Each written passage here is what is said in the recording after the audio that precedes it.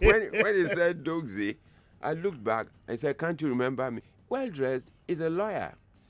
He finished to read law and he stays in that joint. That's where he lives. Oh yes, many of them live there. It starts very costly. They go there, they take, they stay, they go home. After a while, they can't go home They're anymore. too tired to go home. They don't want to go because the shots, the time they need to take hits are too close together. So who funds that kind of habit for people at that level? The thing is, it varies. Like when you go to a bar. Yes. And you sit down, and people say to you, "Give one bottle to my friend on yes, me." yes. It's the same thing in the joints. It's the same thing in the joint. People come with big money. I've seen people in joints who bring their cars, who don't live with their cars. People who bring a lot of money, their wristwatches, their pops, their parents' things, and sell them in the joints, and then just to get hit, and then they can serve their friends. Some people stay there, they go out to scavenge, to harass people on the road and say, "Oh, I'm just traveling, something happened to me." And then you give them money, they return. People sell their stuff to be there. I know one pilot who said to me, when he knew that he was in a mess, and when he found out the AC of his room, he needed to sell it. Hey! He had sold every other thing in the flat. But thank God today he's good, he's back flying. He's flying. Oh, he's flying. You see, Jimmy, that's another thing we need to get people to understand. There's no profession that is not, should I represent it? Represented there. Oh, no, there's it's not. Like a mini United It Nations. is. It's, and I like the fact that you're raising this. I think people should come to a major awareness. Okay. Sorry, seems to be, because one eye is whatever. He's in a state of shock. You can ignore. If he faints, you take care of him. Say you still practice medicine, don't you? I try. I try. Daku, you revive him. It's the state of shock. One be. Okay, now, once the people who run these joints, weren't they hostile to you? No, they're not. You see the sellers and no, they're not. Sometimes they say, doctor, wow. Because some have been. Look, I was in a particular. I'm trying not to name the joints. A particular joint, a medical doctor was there, so they told me he's a medical doctor. So I called him. He said he's heard about me. This. I said, look, let me make you a promise. If you can clean out, I'll take you back to the board. They'll take you back. He finished in Lagos here. He's been in the joint for close to 10 years.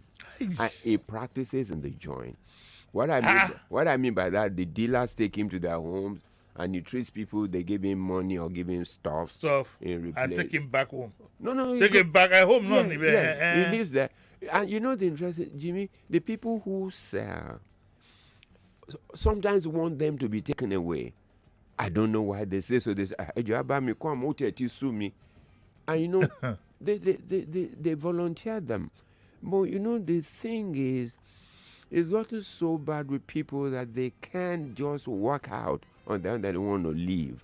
Ojuno has been in existence since the 70s when I was in school. Yes. Probably even before. But I remember Ojuno. How come up till as we speak, those places are still standing? Because there's still business to do. And the authorities can't do anything about it? It depends on the authorities you mean. Marwa is different from regular authority. I can tell you that, I'm saying this of my own accord. I don't think politicians want drugs to be eradicated. Some of them are drug users anyway. One, because we are struggling with them to have tests done. That's one. Two, who do they use for campaign? Have you ever seen a politician in Nigeria who goes to the campaign with his own children? No, they don't. The people you see are the people wielding cutlasses. They're already dead drunk. What kind of drugs are we looking at? Marijuana? That's child's play. We're looking at heroin. All kinds. The thing is, people have manufactured themselves. People have created themselves. They've created their own. Yes, all kinds of things.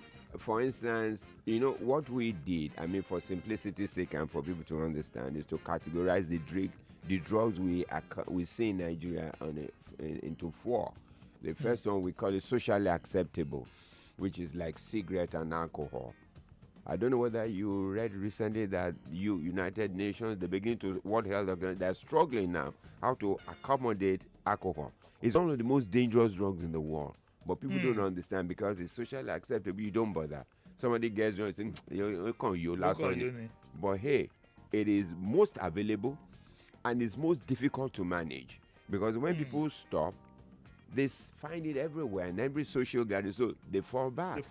Socially acceptable cigarette and alcohol. Then you go into the illicit drug, cocaine, heroin, skunk, methyl crystals, and then things like they call it Colorado, they call it loud, which is also some kind of marijuana. And these are chemical drugs. Oh yes, they're chemicalized marijuana. And you see, one thing that people don't understand, those who take it, is that loud, like Colorado, Arizona, they're not frank marijuana. About only 10 to 11% of that is marijuana. The rest is herbs and chemicals. And that's why they're so dangerous. And then you find something like skunk. People think, many people take it, they call it SK. They think it's just marijuana. It's not. It's a combination of dry leaves of pawpaw plus cocaine and marijuana. That's why it's more expensive than marijuana. Marijuana is everywhere. Marijuana is like pure water. You can get it everywhere. If you walk down, we can walk down this street, we will find where they sell it. Oh yes. If we're not careful, it will become so commonplace that people smoke it even in the houses. People now smoke some marijuana that don't smell. They've been deodorized so that you can smell. So you won't say, what is smelling in the toilet? So, and then you leave that, you then go into prescription drugs like tramadol, like Refnol, like codeine containing cough syrup. The thing is glue. That we call it miscellaneous. Miscellaneous because you can't call it a drug.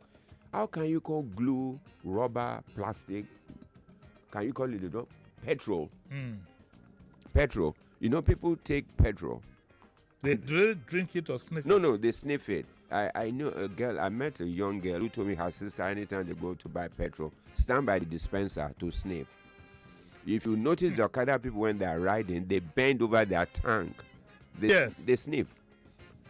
Rubber, glue. I once had KG Hamilton, who is into this business. Oh, yes. I know KG said that they even sniff soakaways. Oh, I just want to go to that. Soakaway is even still better than pit latrine. Shalanga? Yes. They will open it up in the morning and sniff it. The soakaway they do, or even they don't find that, they go to some gutter that have not flowed for a long time. They pack out the stuff, put it in a mound, put fire to it, and sniff it. And when you then go into, when I say miscellaneous, there's a particular one in the north called Zakami seed. NDLA is still analyzing the constituents of it. It's a psychoactive drug, but it's naturally occurring. And then in the southwest, there's something called gegemu. Gegemu is a naturally occurring plant. People plant it to drive snake. It has fruit, rough fruit. The gegemu, the leaves they will pluck, they will boil like the boiling vegetable. It's extremely potent. So what they do, they decant it, and then they give you little drops in parties. And then the fruit, they dry it and grind it and sniff or put in drinks. All kinds of things. So how do we tackle this menace? Are you aware of what the NDLEA is doing? Oh, I am. I'm one of the committee members for Marwa. It set up a special purpose committee. I happen to be a member on it, and I know a lot of things that it's doing. And it's sitting down, we're putting statistics together, we're putting all these substances that we're seeing and analyzing them. That's why it's working out policies to do some things. And now it's putting emphasis on drug demand reduction, even as well as they're doing that Is the emphasis more on the criminal side, criminality, or advocacy? I think it's shifting to advocacy. It's changing the direction.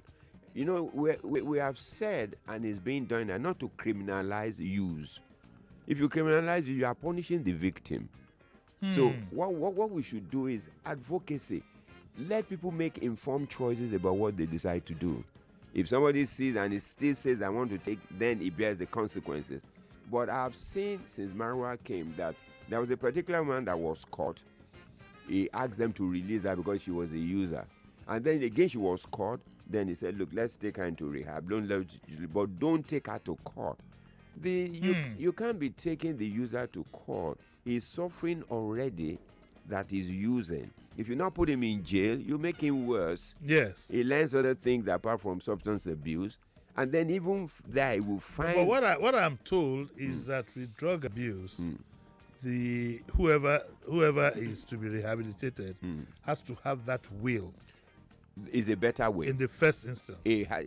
We get better result with the person who has willingness. Because it's like in psychiatry, if a psychiatric patient comes to you and he says, there's nothing wrong with me, he lacks insight. You are not likely to get much. Absolutely. But if somebody comes and say, look, like people that we take in our ministry, they come, they say, look, I have a drug issue and I need help. Those people already, you know you can help them. And so whatever you then tell them to, they do.